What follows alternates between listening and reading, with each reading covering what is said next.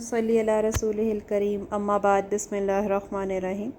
میں ہوں حذیفہ اور ہم نحو میں قواعد پڑھ رہے ہیں۔ کلمے سے بات شروع ہوئی تھی۔ کلمہ دو حصوں میں اس کو ڈیوائیڈ کیا جاتا ہے، مفرد اور مرکب۔ مفرد میں اسم، فعل اور حرف۔ تو ہم نے ابھی صرف اسم پڑھا ہے اور اسم میں آگے ہم نے اسم معرفہ کے اقسام پڑھ لی ہیں۔ اس میں سے جو چند ایک رہ گئی ہیں وہ ان مرکبات کو پڑھنے کے بعد ہم پڑھیں گے۔ تو اسم کے اندر اس کی 4 کوالٹیز ہم سمجھ چکے ہیں۔ اجوا کے نام سے اس کے لیے ہم نے ایک لفظ بنایا ہے۔ اجوا میں عین سے مراد ہے عدد، جیم سے جنس، واو سے وسعت اور الف سے اعرابی حالت۔ تو اب ہم مرکبات شروع کرتے ہیں۔ ایک مرکب میں اس بات کی وضاحت ہوتی ہے کہ دو کلمات آپس میں ملیں گے تو ان کا تعلق کس طرح سے بنے گا اور کیا اعراب وہ لیں گے۔ مرکبات مفردات سے مل کر بنتے ہیں۔ عموماً یہ دو اسما کو آپس میں جوڑ کر بنتے ہیں۔ اس میں مرکب مفید بھی ہوتا ہے، مرکب ناقص بھی، لیکن ہم مرکب ناقص پڑھیں گے۔ مرکب مفید تو وہ ہوتا ہے جس کو ہم جملہ بھی بولتے ہیں اور یہ مکمل فائدہ دیتا ہے، سننے والے کو بات بالکل سمجھ آ جاتی ہے، اٹس اے کمپلیٹ سینٹنس۔ لیکن ہم مرکب ناقص پڑھیں۔ مرکب ناقص ایک ادھوری بات جس میں سننے والے کو نہ تو کوئی فائدہ تامہ حاصل ہوتا ہے، نہ اس سے کوئی خبر، طلب یا خواہش کچھ بھی معلوم نہیں ہوتا۔ تو مرکب ناقص کی ویسے 5 قسمیں ہیں، لیکن ہم صرف 2 پڑھیں گے کیونکہ یہ 2 ہی زیادہ اہم ہیں۔ اس میں ایک مرکب توصیفی اور دوسری مرکب اضافی۔ تو ہمارا آج کا سبق جو ہے وہ مرکب توصیفی پہ ہے، یعنی ایڈجیکٹو پلس ناؤن۔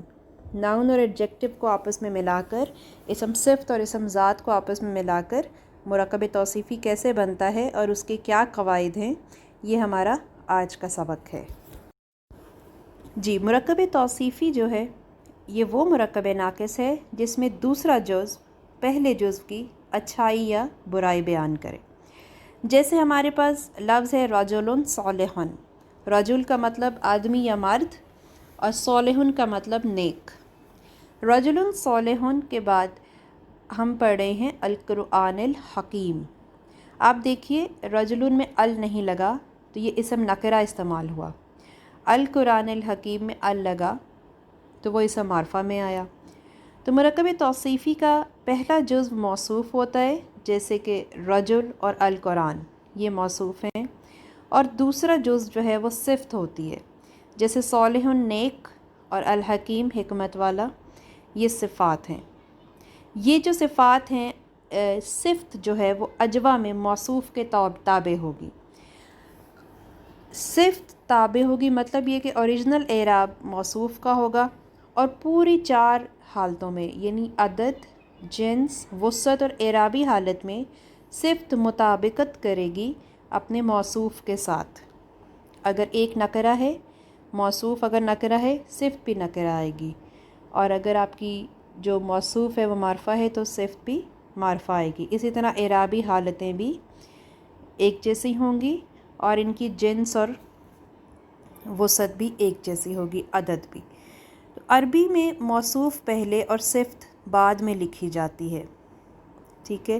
دیکھیے جیسے اردو میں ہم ایک نیک آدمی کر رہے ہیں تو ایک نیک ہم نے پہلے لکھا ہے اور آدمی بعد میں، لیکن اس کے اپوزٹ ہوتا ہے صفت موصوف کا قاعدہ کہ اس میں موصوف پہلے اور صفت بعد میں ہوتی ہے، اور اردو ترجمے میں اس کو الٹا کر لکھا جاتا ہے۔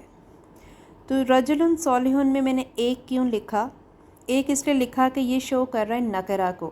جب کوئی لفظ نکرہ ہوگا تو اس کے معنی میں آپ ایک، کوئی یا کچھ یہ لکھ سکتے ہیں، لیکن اگر وہ معرفہ ہوگا تو اس کا سیدھا سیدھا مطلب لکھیں گے، اس کے معنی میں کوئی ایک، کچھ، کوئی کچھ نہیں لکھنا، ٹھیک ہے۔ تو اب ہم کچھ ایگزامپلس دیکھتے ہیں جو مرکب توصیفی کی آپ کو دے رہے ہیں، جس کو آپ لوگ خود مطلب لکھیں گے۔ یہ ایگزامپلس ہیں مرکب توصیفی کی، اس کا ترجمہ آپ نے کرنا ہے۔ الرسول الکریم، اس میں تو میرا خیال ہے دونوں الفاظ آسان ہیں۔ کریم کا مطلب مہربان، بزرگ، سخی، کچھ بھی لکھ لیجئے۔ اللہ العظیم، یہ دونوں الفاظ کی وکیبلری بھی آتی ہوگی۔ آپ نے بس یہ یاد رکھنا ہے اس کو مرکب ناقص کی طرح ترجمہ کرنا ہے، یعنی آخر میں ہے نہیں لکھنا، کیونکہ اس میں ہے کی ترکیب نہیں آ رہی، جملہ نہیں ہے، یہ ناقص ہے۔ تو آپ نے اللہ العظیم کو یہ نہیں لکھنا کہ اللہ بڑا ہے، بلکہ لکھنا ہے بڑا اللہ، ٹھیک ہے؟ یعنی پہلے آپ صفت اور بعد میں موصوف جب ترجمہ کریں گی تو کراس میں کریں گی، اور ہر ایک کا دیکھ لیں آپ، اجوا جو ہے وہ سیم ہے۔ البیت الصغیر، بیت گھر کو کہتے ہیں، صغیر چھوٹے کو۔ قصر عظیم، قصر محل کو کہتے ہیں، عظیم بڑے کو۔ تمر حلو، حلو میٹھا، اور تمر کہتے ہیں کھجور کو۔ بستان نظیف، بستان باغ ہوتا ہے، گارڈن، نظیف صاف ستھرا، کلین۔ ملک صالح، ملک بادشاہ، صالح نیک۔ التمر الحلو، دیکھیے اس میں ات آیا ہے یعنی ال آ گیا ہے، اور پیچھے والے میں ال نہیں آیا، تو آپ نے وہ ایک کوئی کچھ والا کانسیپٹ بھی مد نظر رکھنا ہے کہ اگر نکرہ کا میننگ دینا ہے تو اس کی میننگ میں ایک کوئی کچھ لکھنا ہے، اور اگر معرفہ کا میننگ دینا ہے تو اس کے ترجمے میں سادہ لفظ لکھنا ہے۔ شیء طیب، شے ہوتی ہے چیز، طیب ہوتی ہے پاک۔ البحر المالح، البحر بحر ہوتا ہے سمندر، اور المالح کا مطلب ہے نمکین، ٹھیک ہے، نمک والا۔ تو اس طرح سے ان تمام الفاظ کے میننگ لکھ لیجئے۔ قرآن پاک سے اگر آپ کو کوئی مرکب توصیفی ملتا ہے تو ویل اینڈ گڈ، ضرور وہاں سے اگزامپلس ڈھونڈیے۔ شکریہ۔ السلام علیکم ورحمۃ اللہ وبرکاتہ۔